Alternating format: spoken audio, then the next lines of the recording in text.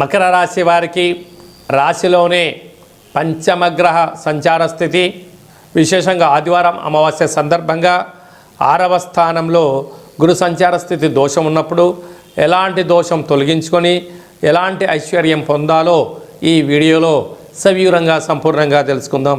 మకర రాశిలో ఏ ఏ నక్షత్రాలు వస్తాయనగా ఉత్తరాషాఢ నక్షత్రంలోని 2, 3, 4 పాదాలు, శ్రవణ నక్షత్రంలోని 4 పాదాలు, ధనిష్ఠా నక్షత్రంలోని 1, 2 పాదాలు కలిపితే మకర రాశి.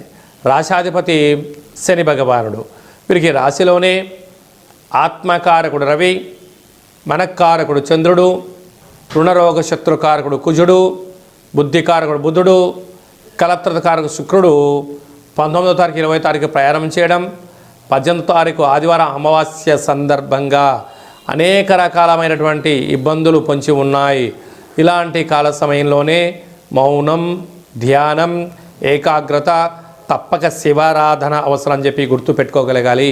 ఇంటి సింహద్వారానికి తప్పకుండా ఎర్రటి కొబ్బరికాయతో దిష్టి తీసి పగలగొట్టడం, అలాగే ఇంటికి సింహద్వారానికి గుమ్మడికాయని కట్టుకోవడం, అలాగే ఇంట్లో నారికేల దీపాన్ని పెట్టడం, లేకుండా 3 రోజులు ఓ రోజు గుమ్మడికాయ దీపాన్ని అంటే ఈ కుష్మణ దీపాన్ని, ఓ రోజు నారికేల దీపాన్ని, ఓ రోజు పిండి దీపాన్ని పెట్టుకోగలగాలి అని చెప్పి గమనించాలి. అలాగనే విశేషంగా తెల్ల జిల్లెడు వృక్షం దగ్గర ప్రదక్షిణ, కొబ్బరి నూనెతో దీపము, పరిస్థితులు అనుకూలించగలిగినట్లయితే ఆ తెల్ల జిల్లెడు యొక్క వేరును తెచ్చి సింధూరం పూసి ఒక లక్ష్మీ గణపతి కుబేర ఆయుష్య కార్యక్రమాన్ని చేసుకొని ఇంట్లో పెట్టుకున్నట్లయితే సకల గ్రహ దోషం తొలగిపోతుంది. 18వ తారీఖున, 19, 20వ తారీఖున దూరావాయు జల ప్రయాణాలు ఏమీ పెట్టుకోకపోవడం ఉత్తమోత్తంగా భావించగలగాలి.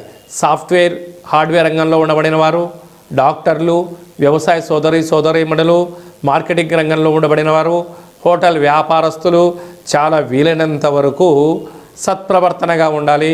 ఆవేశానికి దూరంగా ఉండండి. అప్పులు ఇచ్చి పుచ్చుకునే విధానాన్ని, లేకపోతే కొత్తగా ఏమైనా పనులు ప్రారంభించాలనుకుంటున్న వారు కొంతకాలం ఎదురు చూడడం ఉత్తమోత్తంగా భావించి తీరాలి.